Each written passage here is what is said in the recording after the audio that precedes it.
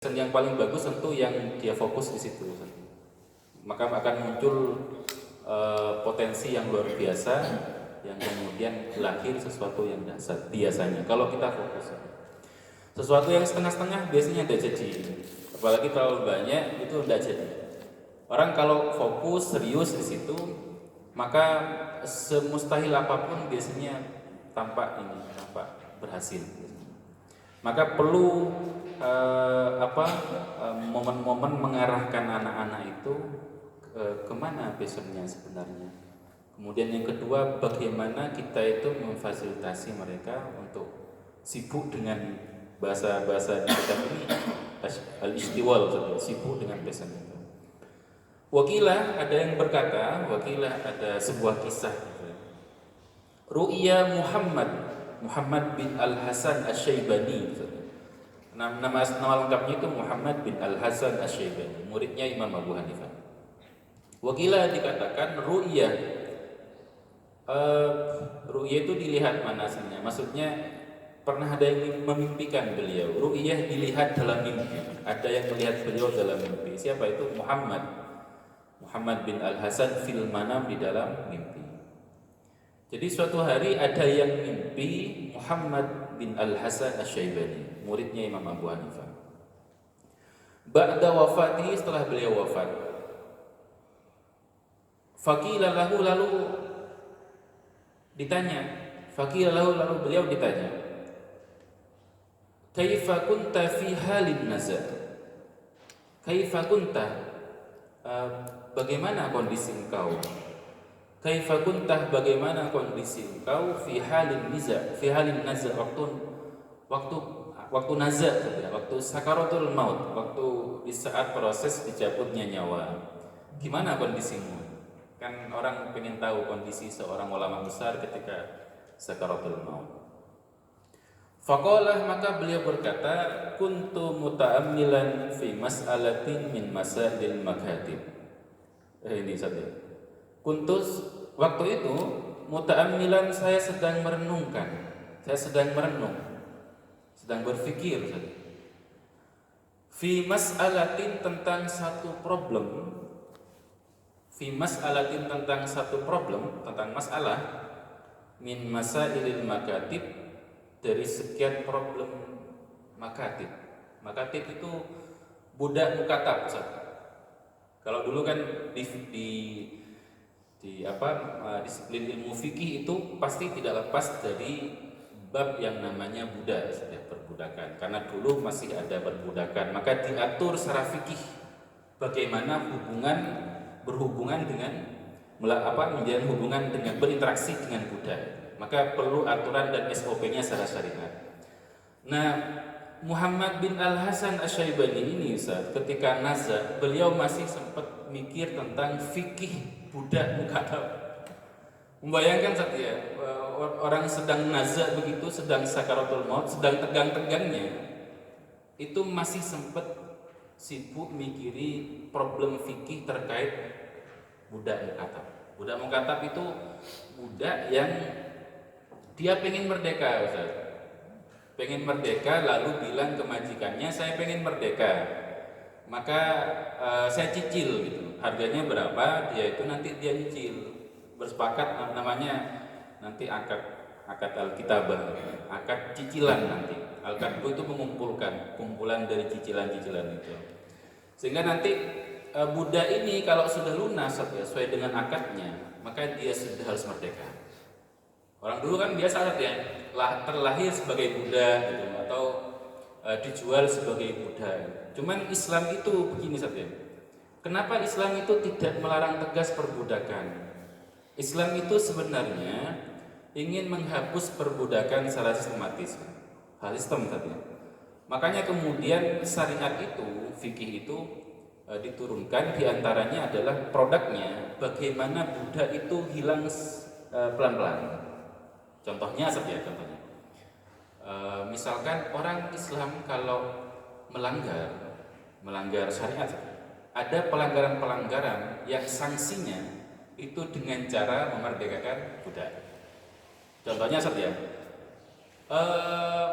melanggar sumpah, dia bersumpah kemudian sumpahnya dilanggar, maka diantara sanksinya adalah memerdekakan budak. Contoh yang lain adalah membunuh orang mukmin, maka sanksinya diantaranya memerdekakan budak. Contoh yang lain, suami istri berhubungan badan di siang hari bulan Ramadan, maka diantara sanksinya adalah memerdekakan budak. Jadi pelanggaran-pelanggaran itu yang banyak itu opsi sanksinya diantaranya memerdekakan budak, sehingga sedikit demi sedikit budak itu berkurang. Itu yang pertama. Yang kedua adalah misalkan ada sistem begini, kalau budak perempuan kemudian digauli oleh majikannya, itu kan halal dalam Islam, tapi otomatis budak perempuan itu jadi umul walad. Ketika sudah majikannya meninggal, si perempuan ini langsung merdeka. Kan di zaman jahiliyah itu majikan dengan budak perempuan itu hampir bebas sekali, tidak ada ikatan-ikatan yang serius ya. Islam datang memberikan panduan dan ikatan yang serius bahwa kalau sekali digauli budak perempuannya, maka dia ketika majikannya meninggal otomatis merdeka, anak-anaknya pun ikut merdeka. Jadi dengan begitu perbudakan di Arab itu sedikit demi sedikit terkikis. Itu yang dimaksud bahwa Islam itu tidak melarang keras perbudakan, tapi menghapus secara pelan-pelan. Tidak ada teks yang berbunyi larangan keras pada waktu itu, tapi dihapuslah pelan-pelan. Sehingga tanpa sadar kemudian perbudakan itu semakin hilang. Yang terakhir saja, saya itu mengaji Adabul Mufrad, ketemu hadis yang luar biasa. Meskipun tentang budak saja, meskipun budak itu secara strata sosial itu adalah level yang paling bawah banget. Bahkan dalam fikih itu hampir budak itu antara setengah manusia dan setengah hewan. Bahasanya gitu. Dan manusia utuh saja. Dibedakan sendiri pokoknya budak itu. Tapi coba lihat bagaimana Islam hadir memperlakukan budak. Kalau baca Adabul Mufrad itu misalkan, bahkan budak itu adalah al-abdu ra'in. Budak itu juga berpotensi jadi leader. Leadership itu kan biasanya miliknya kaum elit. Tapi dalam Islam leadership itu milik semuanya, termasuk milik budak. Yang kedua, saudara, yang lebih kaget lagi, saya nemukan hadis di Adabul Mufradnya Imam Bukhari itu bahwa majikan itu harus memberikan makan budak seperti makannya mereka sendiri. At'imuhum mimma at'amtum. Berikan mereka makan seperti apa yang kamu makan. Kalau makan apa saudara? Makan nasi padang, majikannya ya budaknya kasih nasi padang yang sama saudara. Kemudian waksuhum mimma taksum, dan berikan pakaian persis seperti yang kamu pakai. Coba gimana modelnya? Gimana model perbudakan dalam Islam itu? Budak diperlakukan kayak keluarga sendiri. Kalau dikasih makan, kasih makanlah yang persis seperti yang kamu makan, katanya Rasulullah. Kalau ngasih pakaian, kasih pakaian persis yang kamu pakai. Jangan pakai apa baju samakan. Maksudnya itu budak itu diperlakukan luar biasa mulia di dalam Islam. Bahkan saya pernah nemu begini. Budak itu kalau sedang menyiapkan makanan, maka nanti ajak makan di meja yang sama. Kalau tidak mau atau khawatir sungkan, khawatir tidak maksimal makannya karena duduk dengan majikannya, bungkuskan dengan makanan yang sama. Ini kalau diterapkan zaman sekarang, kita luar biasa, Ustaz.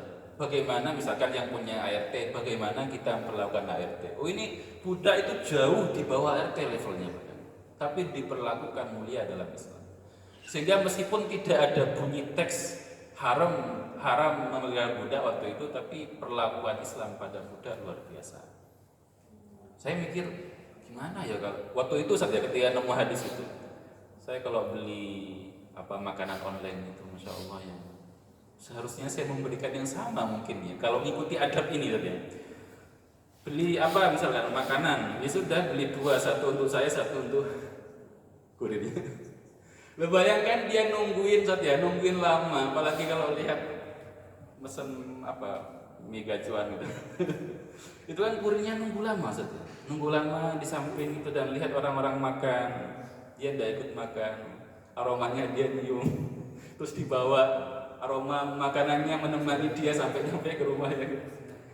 Itu kalau mau niru Rasulullah, ya belikan yang sama. Ini belikan. Coba Islam itu kalau diterapkan luar biasa kerennya. Cuman kebanyakan umat Islam itu agak susah menerapkan begini. Saya pernah menerapkan begini, suatu hari beli kebab di malam hari, jam 9-an, jam setengah 10 lah.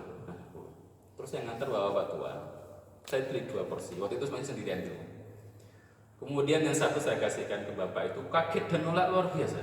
Oh jangan, saya sudah makan. Oh enggak, ini saya sejak awal memang saya niatkan untuk anjingnya. Agak lama nerimanya itu. Tapi bagi saya, ya begitu mungkin ya, Islam itu ingin memperlakukan orang itu luar biasa dan mulia. Meskipun bagi kita levelnya, oh ini masih level anak buah saya, pembantu saya yang masakin di rumah saya, tapi perlakukan yang sama. Wong ini budak saja Ustaz ya, diperlakukan sama, berikan pakaian yang sama. Sampai Umar bin Khattab itu Ustaz menerapkannya agak ekstrim. Barang siapa yang tidak mau ngajak duduk budak makan bersama di meja makan majikannya itu, maka siap-siaplah mendapatkan laknatnya Allah. Ini sampai komentar ekstrimnya Umar.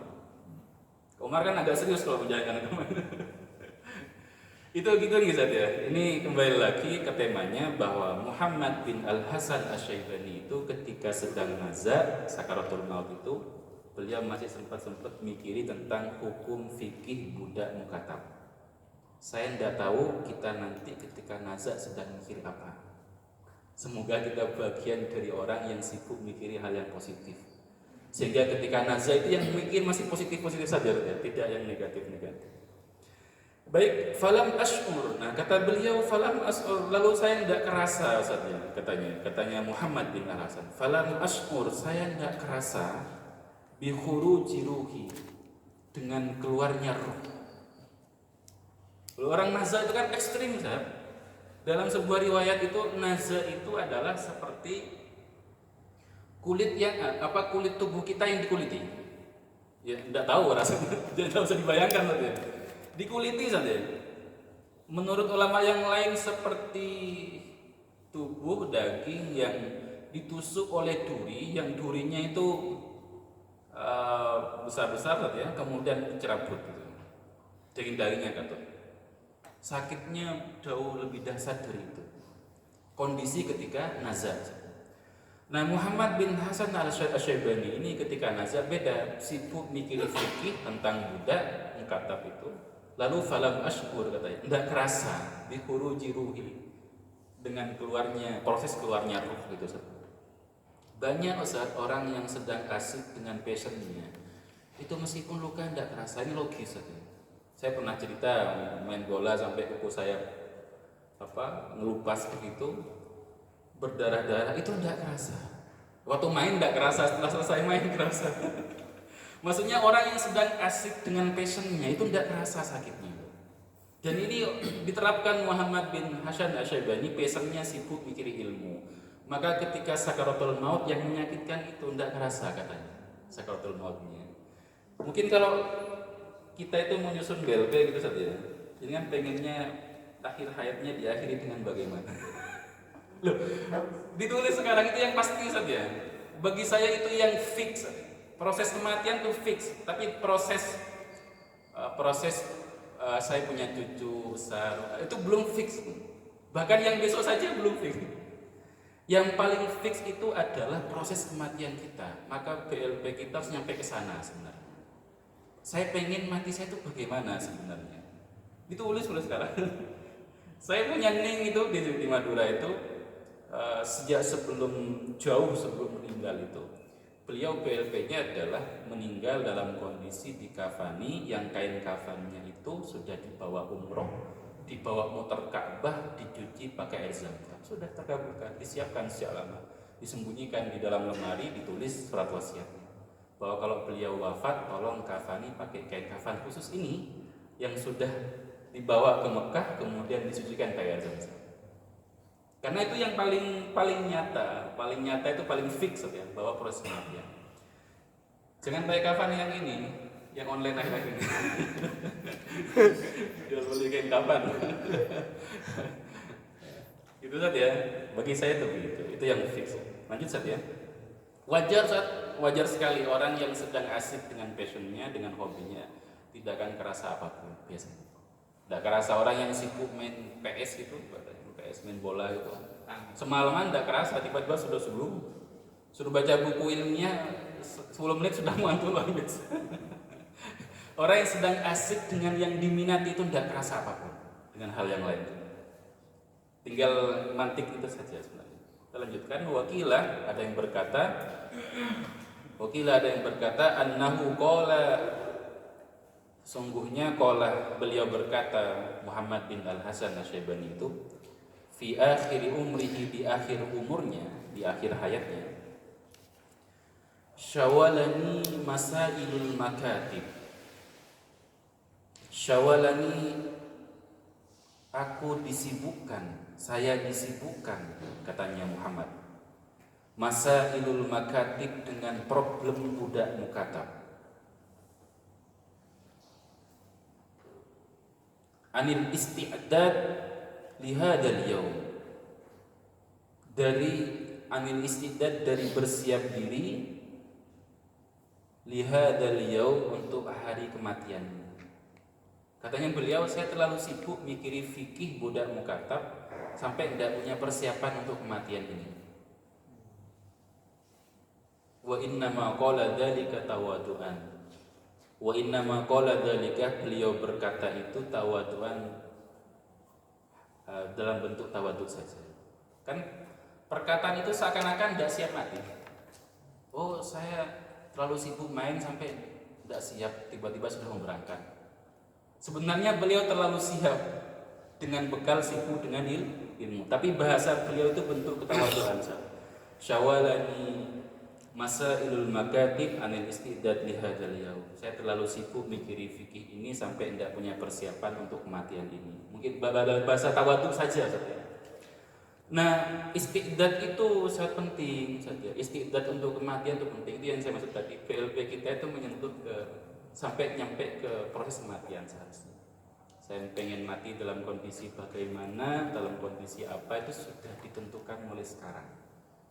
Dan sudah mulai dipersiapkan saja. Dipersiapkan tuh, oh iya, kalau saya pengen mati dalam keadaan ngajar, sudah saya akan sibuk ngajar mulai sekarang.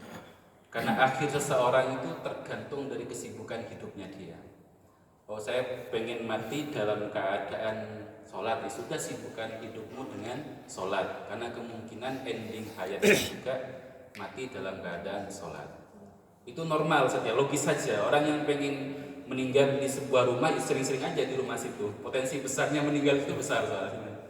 Wajar gitu saja. Itu mungkin yang butuh kita kuatkan. Sampun saja satu paragraf di akhir terkait bab tawakal. Insyaallah kita akan masuk di bab baru, faslun fi waqti tahsil, fasal tentang proses waktu durasi belajar. Insyaallah kita lanjutkan di pertemuan berikutnya. Semoga Allah berikan kita umur yang panjang, umur yang barokah, sehingga kita bisa menuntaskan niat-niat, visi-visi baik kita, sehingga semua yang kita niatkan tuntas diselesaikan di dunia ini. Amin ya rabbal alamin. Ada pertanyaan? Barangkali ada pertanyaan? Sabun? Alhamdulillah, kita tutup dengan doa kafaratul majlis. Subhanakallahumma wa bihamdika asyhadu an la ilaha illa anta astaghfiruka wa atubu ilaik. Wassalamualaikum warahmatullahi wabarakatuh.